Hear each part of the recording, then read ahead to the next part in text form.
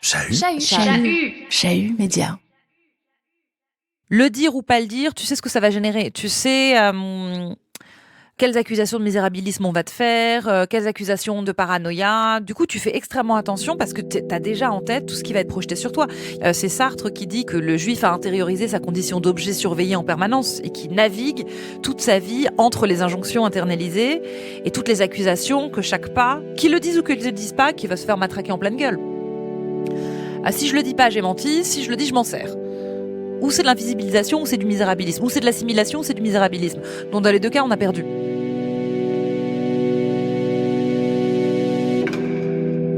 Un des trucs qu'on entend beaucoup sur les juifs en permanence, c'est vous vous victimisez, vous êtes toujours les victimes, machin, etc. Alors, est-ce que c'est à cause de ça que du coup on n'ose plus relever quand il y a quelque chose qui nous blesse ou quand on entend cette idée que les juifs ils font toujours les victimes, on entend trop parler de leur souffrance occulte toutes les autres, elle prend toute la place. C'est quoi prendre toute la place ? Est-ce que la mémoire, l'empathie et la reconnaissance des souffrances se partagent comme les parts d'un gâteau ? Un truc fini ? Ou est-ce qu'au contraire, s'appuyer les uns sur les autres, donner de l'écho à nos voix et à nos histoires respectives, ne nous est pas bénéfique à tous et à toutes ?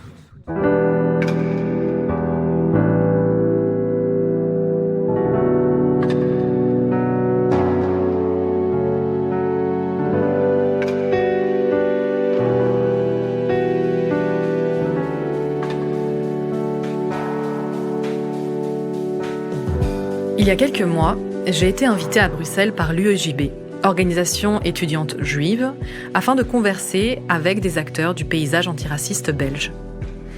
La discussion devait avoir lieu avec, à mes côtés, Jonas Pardo, formateur à la lutte contre l'antisémitisme, la politologue Fatima Zibou et la directrice du MRAX, Esther Coiblanc. La veille de notre intervention, au Musée juif de Belgique, une campagne islamophobe de diffamation, de pression et d'intimidation provenant de certains membres de la communauté juive bruxelloise a visé Fatima Zibou au point d'empêcher sa venue. Jonas et moi avons décidé, dans une grande tension, finalement de prendre la parole, seuls sur l'estrade, et de dénoncer clairement ce qui s'était produit. Et cela, nous l'avons fait en tant qu'antiracistes et en tant qu'alliés. Il était hors de question de tolérer le racisme d'où qu'il vienne, même s'il vient de nos communautés. Cela coûte, cela est douloureux, mais c'est la seule direction valable. Je parle souvent de boussole éthique que chaque personne se définissant comme progressiste doit tenir en main. Comme juive, antiraciste, je ne laisserai jamais passer un propos ou un acte islamophobe, par exemple. Que ce soit dans un cercle amical, familial, professionnel ou militant. Je n'accepterai jamais les antagonismes proposés et chercherai toujours à dessiner des alliances. La nécessité de la convergence des luttes, c'est ce dont parle cet épisode. Je m'appelle Ilana Weizmann. Vous écoutez Qui a peur des Juifs ? Antisémitisme, la tentation perpétuelle. Une série réalisée et produite par Chahut Média. Épisode 4. Lutte antiraciste. Ensemble, sinon rien.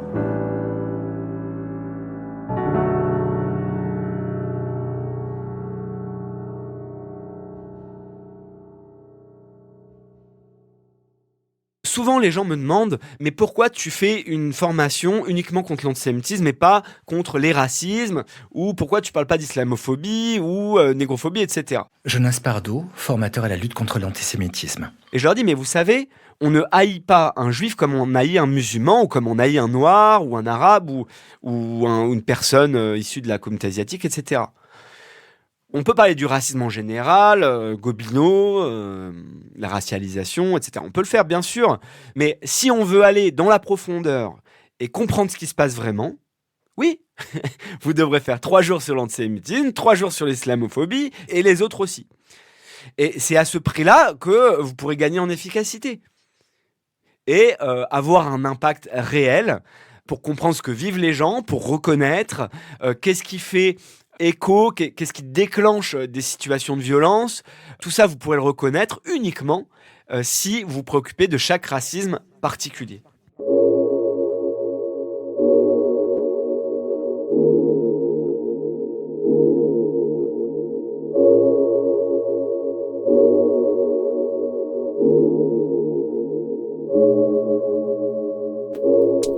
C'est hyper important, faire des ponts entre ces vécus et aussi ces histoires. En ce moment, je vois vraiment les femmes musulmanes, notamment celles qui portent le foulard, celles qui parlent publiquement d'islamophobie, les attaques qu'elles se prennent. Pour moi, il y a vraiment des ponts à faire sur l'antisémitisme. Accusation de double allégeance, d'être à la solde d'un État étranger, des rhétoriques complètement complotistes. Ces rhétoriques complotistes, ces accusations de double allégeance, etc., c'est des choses que nous-mêmes, en tant que juifs, on vit. Et moi, je me dois de les affronter en tant qu'antiraciste, mais aussi en tant que juif. La rhétorique du grand remplacement. Elle désigne les juifs comme responsables de mouvements de population musulmane pour déstabiliser l'Occident.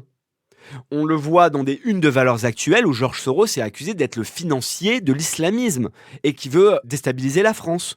On le voit chez le tueur de Pittsburgh qui fait 11 morts dans une tuerie dans la synagogue Tree of Life où il explique qu'il a eu la preuve que les Juifs organisent le grand remplacement puisque cette synagogue héberge une association d'aide aux réfugiés, aux exilés. Donc on voit aussi qu'on a des ennemis communs, des gens qui veulent nous virer au mieux, voire nous exterminer. Donc ces récits-là, ils lient bien sûr islamophobie, antisémitisme.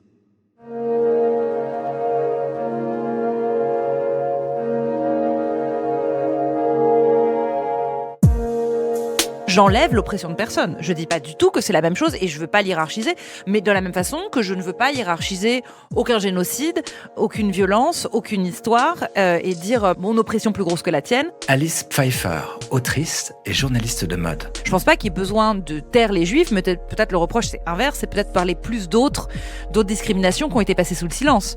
Le fait qu'on parle plus ou moins de certaines causes, de certaines luttes ou d'autres, ça c'est pas vraiment de la faute des juifs. S'il y a une mise en avant de certains pans de l'histoire ou d'autres moins, mais la hiérarchisation elle est étrange.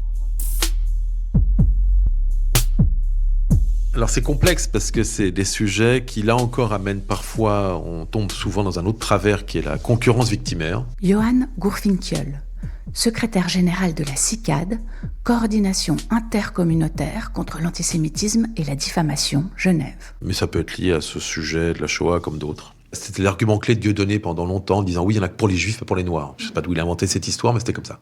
Il faut comprendre, si on doit distinguer un peu les deux éléments, que l'antisémitisme, lorsqu'on le travaille, lorsqu'on explicite et lorsqu'on l'enseigne, lorsqu'on en parle, on parle aussi évidemment de la Shoah.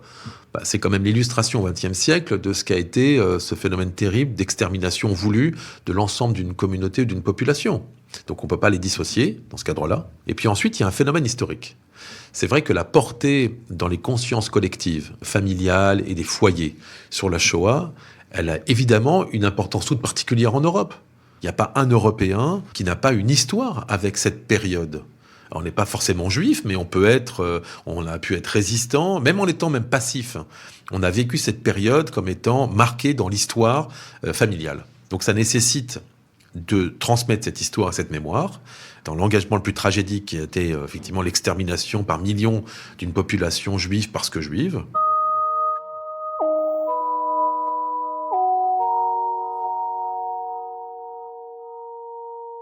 Je pense qu'effectivement, il faut absolument on comprenne que cette mise en concurrence, cette mise en opposition permanente dans laquelle on est, dans laquelle on nous met et dans laquelle on se met aussi, parce que je pense qu'on n'est pas que victime de ça, on est aussi acteur. Anna Assouline, réalisatrice engagée contre le racisme et l'antisémitisme et fondatrice du mouvement Les Guerrières de la Paix. Elle est particulièrement insupportable et contre-productive parce que nos ennemis objectifs, en fait, ils sont en face de nous et qu'on sera beaucoup plus fort, en fait, si on les affronte ensemble, si on les affronte avec toutes nos armes. Et donc voilà, donc la question des mémoires, je pense que c'est un vrai sujet, c'est un vrai levier. On a eu beaucoup de mises en concurrence, par exemple, sur la mémoire de la Shoah qui aurait occulté la mémoire des autres génocides, alors que on se rend bien compte quand on travaille toutes ces questions, quand on fait un peu d'histoire, etc., qu'il faut absolument qu'on s'appuie sur toutes ces histoires-là, sur toutes ces, pour justement travailler collectivement toutes ces questions. Je pense qu'on a quand même passé d'une mémoire de la Shoah nécessaire, parce qu'elle paraissait omniprésente en 2005. Encore la Shoah, la Shoah, la Shoah. Monique Ekman, sociologue, professeure honoraire Haute École de Travail Social, HESSO, Genève. Mais c'est aussi parce que dans les 20 ou 30 années après la guerre, il n'y avait pas d'écoute pour les rescapés, il n'y avait pas d'écoute pour les victimes de la Shoah, il y avait de l'écoute pour les résistants. Les détenus dans les camps de concentration qui étaient des résistants politiques et pas les détenus de la politique raciale. Et donc il a fallu conquérir une mémoire de la Shoah et ça s'est fait très lentement en Suisse. Mais finalement, ça s'est fait. Et puis maintenant, on a passé à une étape où on s'interroge de plus en plus sur comment faire une mémoire universelle mais qui inclut les particularités. Alors peut-être on est encore dans un moment de nécessaire particularisme. Je ne sais pas, parce qu'en même temps, j'ai envie de dire il faut qu'un dialogue de mémoire se fasse. Et ce dialogue, il doit entendre l'expérience de l'autre. Mais l'expérience juive doit aussi être entendue. C'est pas au nom d'une mémoire universelle qu'on peut faire disparaître la mémoire juive dans la mémoire noire ou esclavagiste ou arménienne. Donc c'est un difficile équilibre à trouver entre l'universel et le particulier.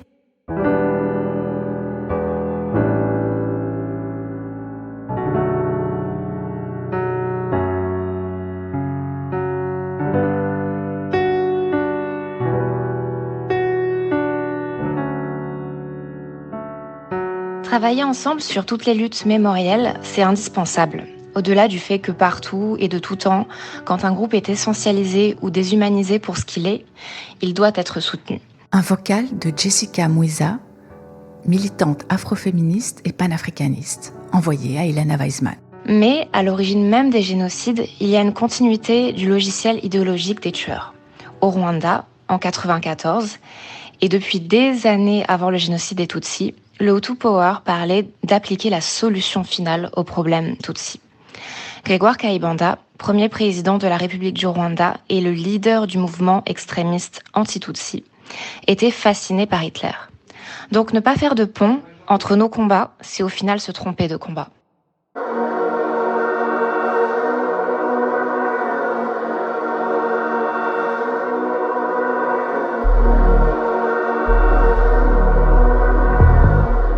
Pour moi, l'antisémitisme et le racisme doivent être pensés sous le même toit, parapluie, si on veut dire comme ça. Monique Ekman. Mais en mettant vraiment l'accent sur les spécificités de chacun, du racisme et de l'antisémitisme. Les différentes formes de racisme ont des traits communs, mais aussi des traits très distincts entre le racisme envers les Roms, envers les Noirs. Et puis l'antisémitisme a sa propre spécificité. Mais tout ce qui est lutte contre les racismes, et je les mets au pluriel, doit à quelque part faire des alliances, se penser ensemble, tout en se différenciant. C'est difficile à trouver l'équilibre.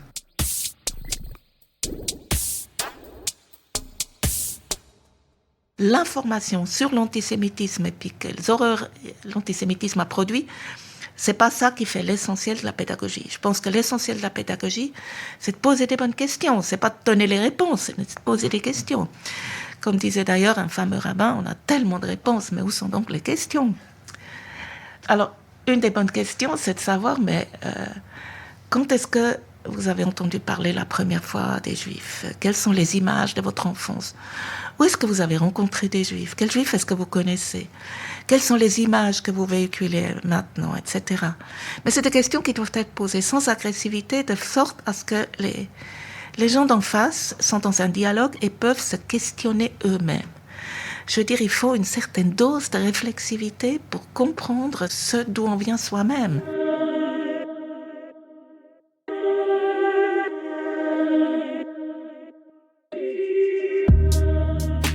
Mais on manque dramatiquement de pédagogues de l'antisémitisme qui comprennent un peu les sentiments et les ressentiments des deux côtés. Alors ce que je déplore particulièrement en milieu de gauche et en milieu antiraciste, c'est le déni de la voix des victimes. On est au XXIe siècle et on a appris à entendre et à écouter, et c'est très bien comme ça, ce que vivent les personnes afrodescendantes On a appris à entendre le racisme anti-noir et ce que ces victimes en disent, et on ne vient pas dire « c'est pas vrai, vous exagérez, vous êtes susceptible, etc. » On le dit plus tellement. On a vraiment appris à écouter. Alors, toutes les victimes sont entendues, sauf les Juifs. Les Juifs, on leur dit « mais non, c'est de l'antisionisme, c'est pas du tout, c'est pas vrai, etc. Vous vous imaginez, c'est du politique. » Et on n'entend pas les sentiments et les ressentiments qu'on peut avoir en tant que juif. Et ça, c'est une inégalité tellement crasse qu'il faut vraiment apprendre à parler de ça. Et je pense qu'on peut beaucoup apprendre des progrès qu'a fait les victimes ou les concernés par le racisme anti-noir, par Black Lives Matter, etc.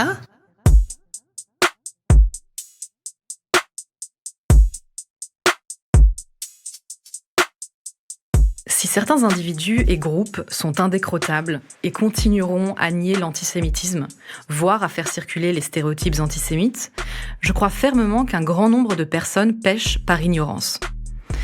Et c'est ici que les Juifs et leurs alliés dans la lutte contre l'antisémitisme peuvent apporter un travail de pédagogie. Au-delà des chiffres, des statistiques froides, il faut raconter, se raconter. La population juive représente une très petite portion des communautés nationales. En France, il s'agit de 0,7%, en Suisse, 0,2%. C'est infime. Une minorité parmi les minorités. La tâche est encore plus ardue que de révéler nos vécus. Je ne suis pas non plus naïve, et je sais bien que la prise de parole n'est pas complète sans écoute active. L'antisémitisme se rapproche des violences sexistes et sexuelles dans les réactions qu'il engendre. Déni et responsabilisation de la victime qui en ferait des caisses pour pas grand-chose. C'est pourquoi nous avons besoin d'alliés solides, de relais, de millions de relais, militants antiracistes, pouvoirs publics, écoles, et cela le plus tôt possible. Il faut enseigner les discriminations raciales, toutes les discriminations raciales.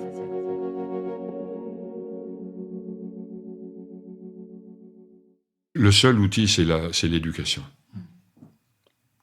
C'est montrer que les Juifs sont comme les autres, que les Arabes sont comme les autres, etc., etc. François Garaï, rabbin de la communauté juive libérale de Genève.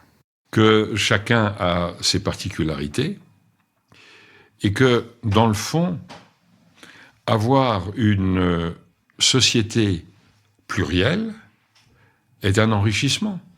Rencontrer celui qui est différent permet de le connaître d'une part et de se reconnaître soi-même par rapport à lui, mais non pas dans une opposition, mais dans une complémentarité.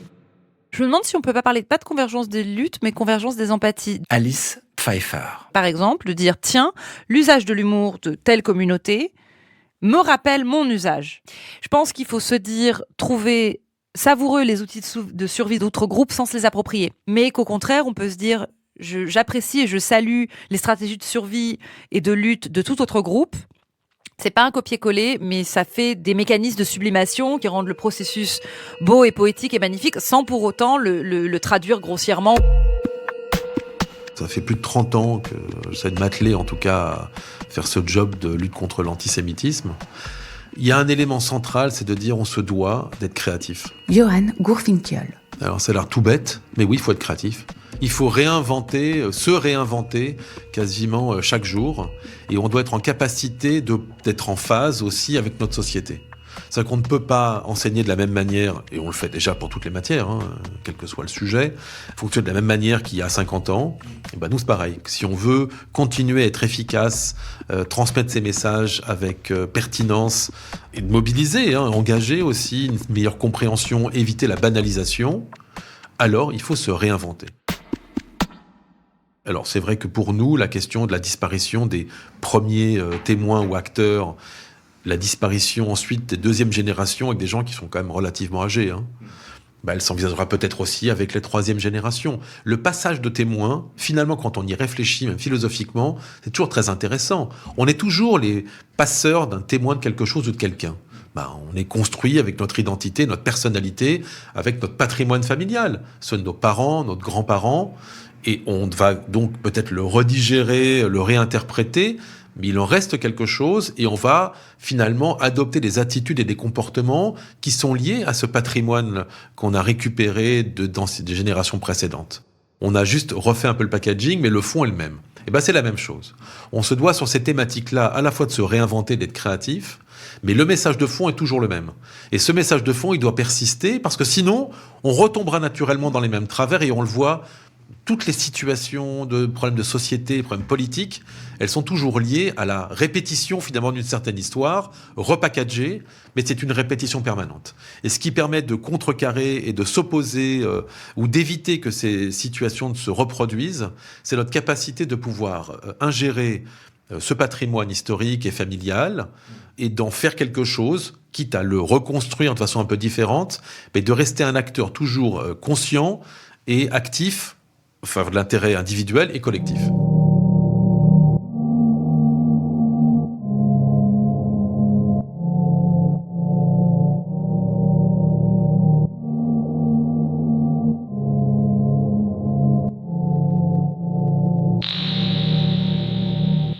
Dans tous les cas, la lutte contre l'antisémitisme est un dilemme depuis ses origines.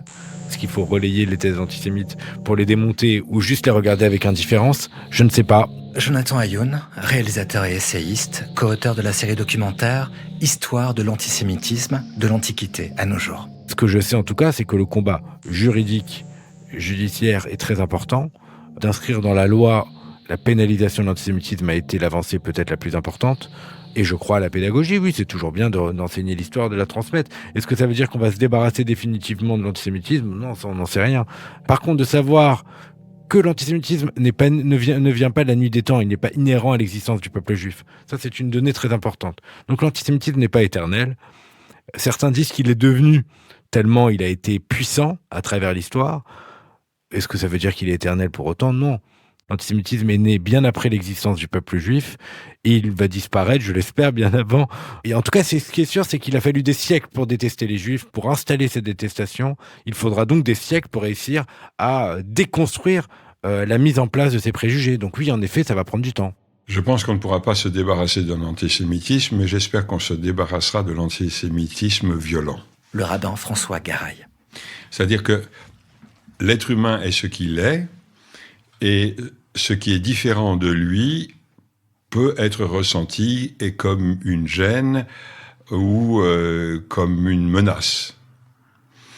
Et donc je pense que l'antisémitisme et la xénophobie, sur un mode doux, ne disparaîtront jamais.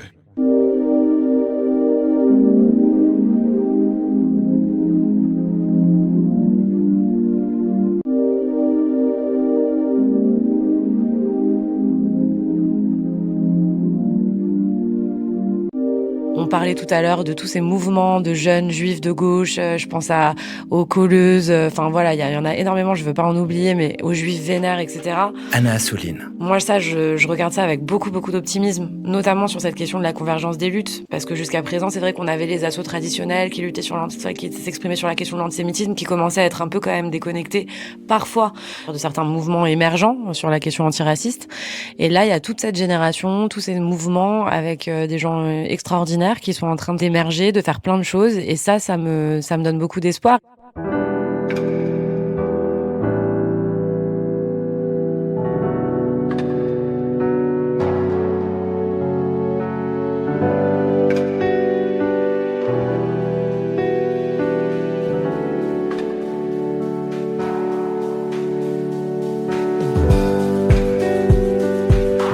Comme Anna, l'émergence de nouvelles voix juives de gauche me donne beaucoup d'espoir. Mais le chemin est encore long pour parvenir à une convergence véritable de toutes les luttes antiracistes. Mimi écrivait « Ou l'on accepte toutes les souffrances, ou on les refuse toutes. Eh bien, je les refuse en bloc, comme je refuse en détail chaque figure de l'oppression. Nos communautés et leurs douleurs léguées par l'histoire ne sont pas étanches.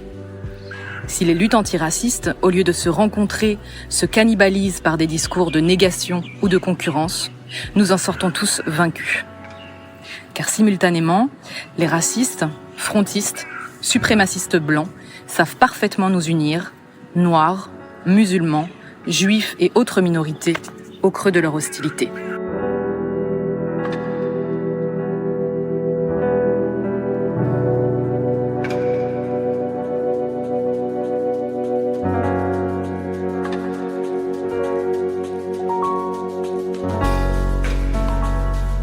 Pour ultime épisode, cette série voudra proposer une étude de cas.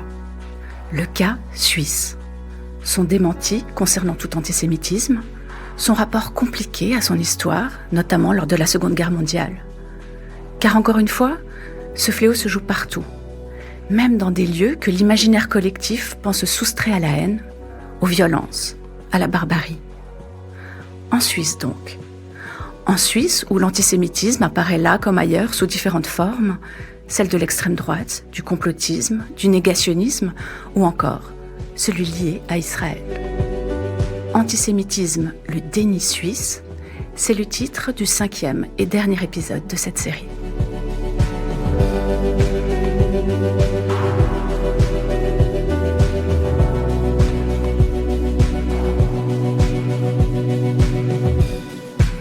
Qui a peur des Juifs ?